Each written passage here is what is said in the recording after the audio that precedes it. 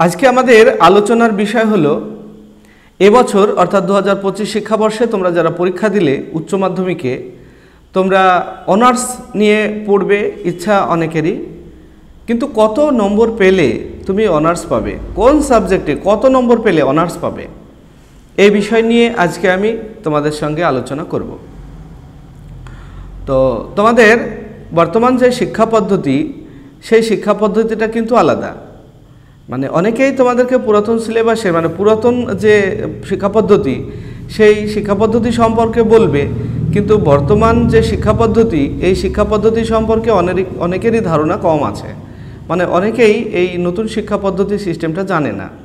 তো যে কারণে তোমাদেরকে বলছি আমি, অনার্স পাওয়ার জন্য সবচেয়ে বেশি নম্বর পেতে হবে কোনো একটা সাবজেক্টে, এই বিষয়টি বর্তমান শিক্ষা পদ্ধতিতে নেই। তুমি ভর্তি হতে পারলে মানেই, বিএ ক্লাসে ভর্তি হলে মানেই, তোমার মনের ভিতরে যদি ইচ্ছা থাকে যে তুমি এই বিষয় নিয়ে অনার্স করবে, তাহলেই তুমি অনার্সে ভর্তি হতে পারবে। তো সেখানে নম্বর বিভাজনটা অনার্স প্রথমেই হবে না, এটা হবে থার্ড ইয়ারের পর। তাহলে উচ্চ মাধ্যমিক পাশ করার পর আমি যে ভর্তি হব, কোন সাবজেক্টে অনার্স নেব সেটা ঠিক করব কিভাবে, এটা তোমাকে মনে মনে ঠিক করতে হবে। মানে আমরা যখন ভর্তি হব তখন মেজর সাবজেক্ট এবং মাইনর সাবজেক্ট এইভাবে ভর্তি হবে। কিন্তু আগে একটা শিক্ষা পদ্ধতিতে যেটা ছিল সেখানে কী হতো, একটা র্যাঙ্ক হতো কলেজে, সাবজেক্টের উপরে র্যাঙ্ক হতো। যে তুমি বাংলা অনার্স নেবে, তো বাংলা অনার্সের জন্য তোমাকে বাংলায় সবচেয়ে বেশি নম্বর পেতে হবে, টোটাল মার্কের সঙ্গে বাংলা সাবজেক্টের নম্বর যোগ হয়ে একটা র্যাঙ্ক হতো। কিন্তু সেটা এখন হবে না। এই শিক্ষা পদ্ধতিতে তুমি অ্যাপ্লাই করবে সেন্ট্রালভাবে, মানে তোমাকে সব কলেজে আলাদা আলাদাভাবে অ্যাপ্লাই করতে হবে না। আগে যেমন সব কলেজে আলাদা আলাদাভাবে অ্যাপ্লাই করতে হতো, যে বাংলার জন্য তুমি দেখা হলো 3টে কলেজে অ্যাপ্লাই করলে, এইভাবে বিভিন্ন কলেজে কলেজে অ্যাপ্লাই করতে হতো। কিন্তু এখন সেটা নয়, এখন তুমি অ্যাপ্লাই করবে সেন্ট্রালভাবে। একটা ফর্ম তোমাকে ফিল আপ করতে হবে অনলাইনে, সেখানে তুমি অনার্স মেজর সাবজেক্ট ঠিক করলে বা কোন কোন সাবজেক্ট নিয়ে তুমি পড়বে সেটা তুমি ঠিক করলে, তারপরে তুমি কলেজ চয়েস করলে। তুমি একসঙ্গে 10টা কলেজ চয়েস করতে পারবে। এবার দেখালো ফার্স্ট কলেজে তোমার ফার্স্ট চয়েস, সেখানে তোমার চাইতে অনেক বেশি নম্বরের অনেকেই আছে, সেই কলেজে তোমার সিট হলো না।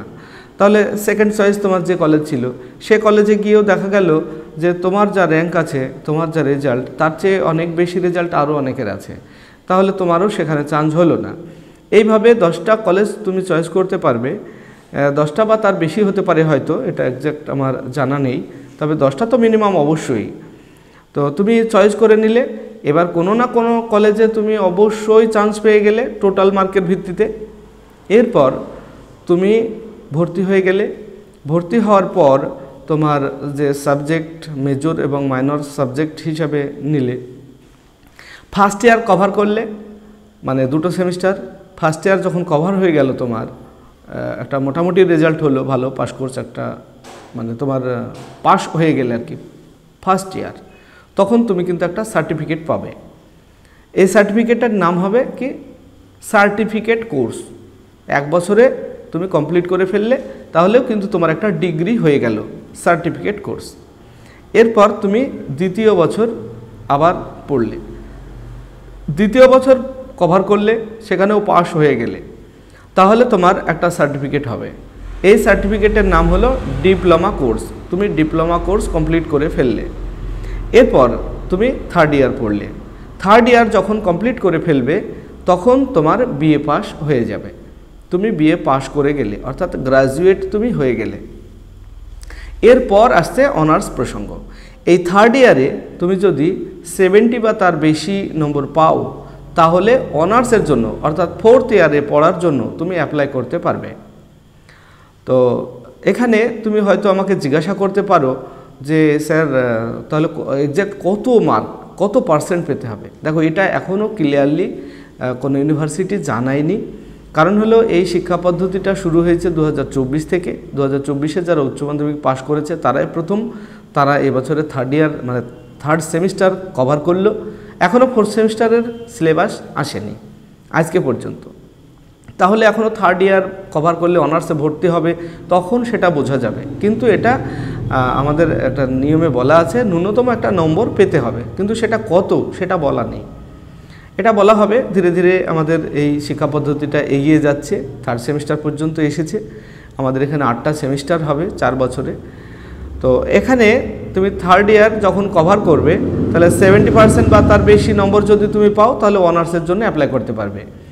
এইবার অনার্সে আবার দুটো ভাগ থাকবে, একটা উইথ রিসার্চ থাকবে, যদিও এটাকে পিএইচডি বলা হবে না, কিন্তু উইথ রিসার্চ, আর একটা থাকবে তোমার অনার্স, প্লেন অনার্স। এই অনার্সের আবার দুটো ভাগ থাকবে, সেখানেও তুমি উইথ অনার্সে মানে উইথ রিসার্চে চান্স পাবে কি না সেটা নির্ভর করবে তোমার 3rd ইয়ারের রেজাল্টের উপরে। তাহলে তোমরা চেষ্টা করবে যে রেজাল্টটা যেন তোমাদের প্রতি বছরই ভালো হয়। আর আশা করছি তোমরা বুঝে গেছো যে অনার্সটা কিভাবে পাওয়া যাবে। তোমার এখন দেখা গেল যে তুমি দর্শন অনার্স নিতে চাও, কিন্তু দর্শনের নম্বর তোমার ভালো নেই, কিন্তু তবুও তুমি দর্শনে অনার্স পেতে পারো, কারণ তুমি টার্গেট নেবে বিএ ক্লাসে ভর্তি হওয়ার পর যে ফিলোসফি সাবজেক্টে তুমি বেশি বেশি করে পড়বে এবং নম্বর বেশি পাওয়ার চেষ্টা করবে। তাহলে 3rd ইয়ারে গিয়ে দেখা গেল তোমার একটা ভালো রেজাল্ট হয়ে গেল, তুমি কিন্তু অনার্সে ভর্তি হতে পারবে। শুধু ফিলোসফি নয়, সব সাবজেক্টের ক্ষেত্রে একই নিয়ম। তো তাই তোমরা চিন্তার কোনো কারণ নেই তোমাদের, তোমরা নিশ্চিন্তে বিএ ক্লাসে ভর্তি হয়ে যাও, ভালো কলেজে চেষ্টা করো, তারপরে তোমরা মেজর এবং মাইনর সাবজেক্ট চয়েস করে নেবে, তোমার পছন্দের সাবজেক্টটাকে মেজর সাবজেক্ট করবে যেটাকে অনার্স করতে চাও, তারপরে তোমরা 3rd ইয়ার কভার করার পরে তোমরা অনার্স সিলেক্ট করবে। তো আশা করছি কিভাবে অনার্স পাওয়া যাবে, কত নম্বর পেলে অনার্স পাবে সেটা বুঝে গেছো। ভিডিওটি ভালো লাগলে বন্ধুদের মধ্যে শেয়ার করে দিও, আর তোমরা কমেন্ট করে, আর যদি আরও কিছু জানার থাকে অবশ্যই কমেন্ট করে জানবে, আমি তোমাদের কমেন্টের উত্তর দেব।